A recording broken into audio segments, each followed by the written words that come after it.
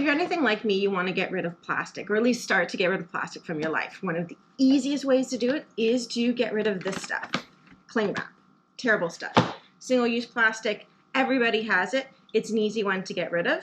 And you can do that by just picking up some fabric, and we will make some beeswax food wraps, which are easy to make. So let's take a look at how to make them. Hi my darlings, and welcome back to my channel. I am Kiri Martin, and I am just a city girl who wishes she was a country girl who is currently living in the burbs. If this is your first time here, then please stick around for lots of hints and tips on things, all things from gardening to homesteading, some DIYs, lots of great stuff. So if that is what you're into, then please click the subscribe button below and also the notification bell so that you know when I post future videos. So with the weather getting colder, I'm spending less time outside and more time inside, which gives me time to do some DIYs. One thing I've been wanting to do for a while is to try my hand at making some beeswax food wraps because I heard they were easy to make. While I am trying to reduce plastics in my life, I don't feel that I'm at a point where I want to go completely zero waste. I definitely do want to reduce the amount of plastic that I have in my life and be very conscious about the things that I consume and the things that I bring into my home. So I have taken steps to reduce certain things, like I try not to use grocery bags. I have sewn my own. At some point I will do a video on how to make your own grocery bag. Because I love mine. I absolutely love this monster fabric. I find the best way to avoid using grocery store bags is to keep this in my purse at all times. Beeswax wraps were something that did interest me. I love the idea that they are reusable. I love the idea that they are compostable when they are done. They last. If you take care of them properly, they can last for about a year. You're going to wash them with a lukewarm water and a very gentle soap like a Castile soap, which is also on my to-do list of things to make. So at some point there will be a video on how to make your own Castile soap, which you can then use to make a whole host of other things that you can use in your house. So I will be doing one of those. But the other thing is, after about a year, if you do find that the edges are holding up and they're not completely tattered, you can replenish the beeswax solution. So that's great. So they can last.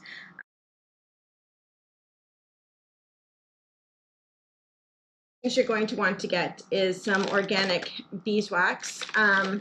This one is the beeswax pellets. So you're going to need some of those. You're going to need some pine resin. You are going to need some jojoba oil, which I cannot say. I don't know if anyone can say that. You'll need a ruler of some sort. You'll need a pen. You will need some pinking shears. I would suggest pinking shears. You will also need some clothespins. I've got some little wooden ones and some sort of rope or wire, something, because you're going to want to hang them so that they can dry.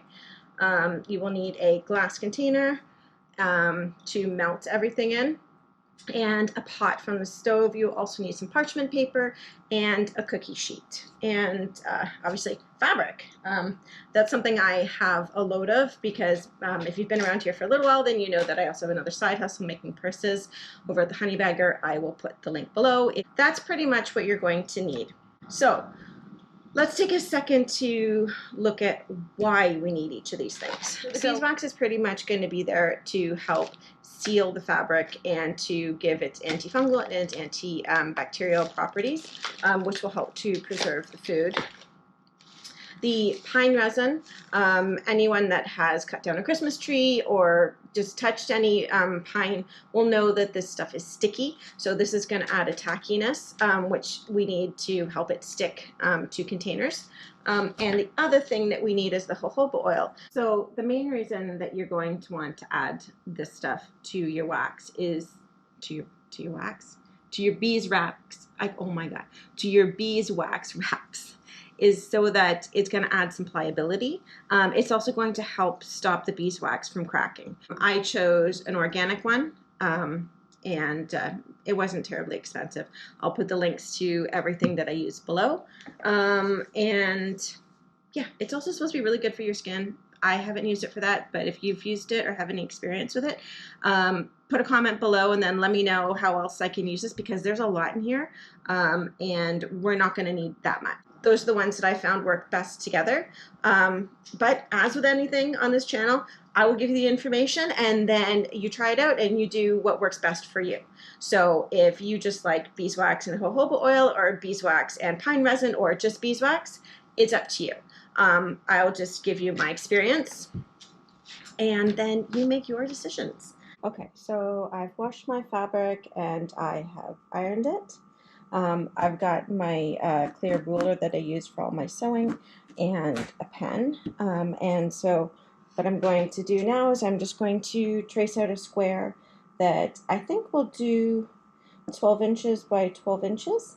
And one of the things I will put down below in the description is a downloadable pattern you can print out, and then you can just trace it on for a couple of different sizes, as well as some written out instructions that you can download. But if you have a ruler yourself and you're good to go, then you can just measure out whatever size you want. I've seen some that are done to 18 inches as well, but that feels a bit big for me. I'm going to go with the 12 and then try it out for a bit and see how I feel. And then I might also do a smaller, just 8 or 10 inch one for smaller things. But get started with this and I'll trace it all out and then we'll cut it.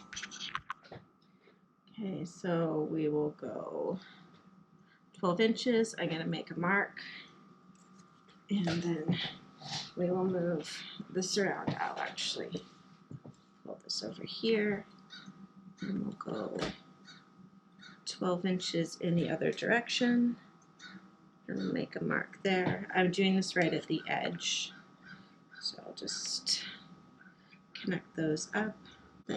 So for the last corner, I'm going to go and measure in 12 inches over here, and then I am also going to measure down 12 inches and then connect up those points, and then we should have a good square. I've got my square mapped out, and I will take my pinking shears and I am just going to cut along the lines that I've made as best you can, just matching it up. Okay, so I have my 12 by 12 cut out. I did a smaller 8 by 8 one. One of the other things that you're also going to want to pick up, so one of these digital scales. I use mine for a lot of other things as well, when I'm making soap. So it's really handy. They're not too expensive. I will add it to the link below for the one that I use. It's also good when we're doing these beeswax food wraps. Especially in this case because my glass container has some residue in it, because I've used this before. And we want to make sure that we're getting accurate measurements. So one of the functions that it has on it is a tare function. And what that's going to do is when you put something heavier on there, it basically re-zeros it to the weight of whatever you have put on the scale. So when you're adding new things into it, it's not going to throw off your measurements, which is extremely important. So let's get started on measuring out our ingredients, and then we can take it over to the pot and melt it all down and get started. So for these wraps today, we are going to use 1.5 ounces of the beeswax pellets. We are going to use 0.4 ounces of the pine resin and 1 tablespoon of the jojoba oil. Really wish I knew how to say that properly, but I don't. Okay, so here I have my scale. We can turn it on and we'll give it a second. So I have mine in pounds and ounces because that's what we're going to do. So if I put on my glass container, you're going to see that it's going to 14.4. So if I go and I hit button here, the 0 one, so what that's going to do, it says the tare function, and now it's taken the weight of this glass container with any of the residue that's in it, and it's put it back to 0. So if I take this off, we'll see that it goes into negative of 14.4, which was the weight of the container beforehand. Put it back on, and we're back at 0, which is perfect. So this is why it's good to have one of these digital scales. And like I mentioned, when you're doing soap making, this is absolutely critical. Not as critical for beeswax food wraps, but still, let's try and get it as close as we can. So next what we're going to do is we are going to take some of these beeswax pellets, and we want to get to 1.5 ounces. So adding them in. So we're at 1 now. Get it right clear. 1.2. 1.4. I think I've got 1 on the scale there. And we want to go slowly at 1.5. Perfect.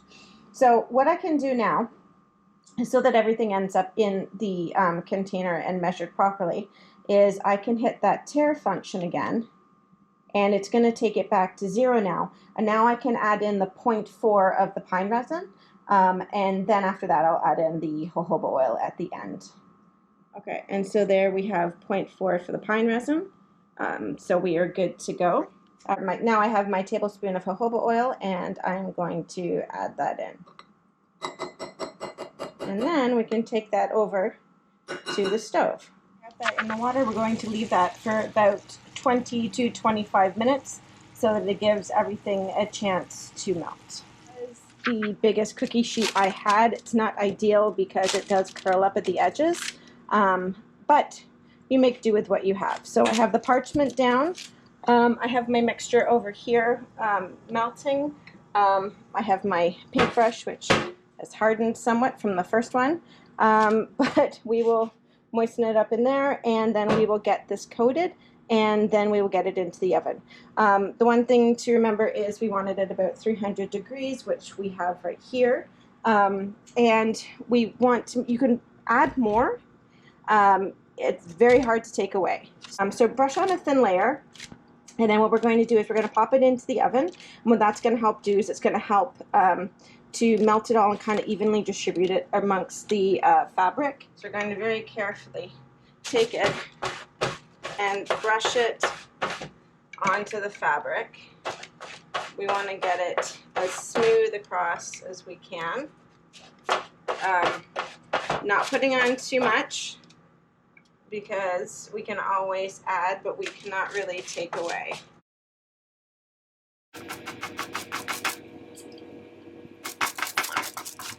I am going to pop it now into the oven for 2 minutes. So as you can see, it's come out and it's very wet, so I am going to very carefully and loudly pat that on to any of the areas where I think that it is a little thicker than it needs to be, and that will also help to make your mixture stretch further.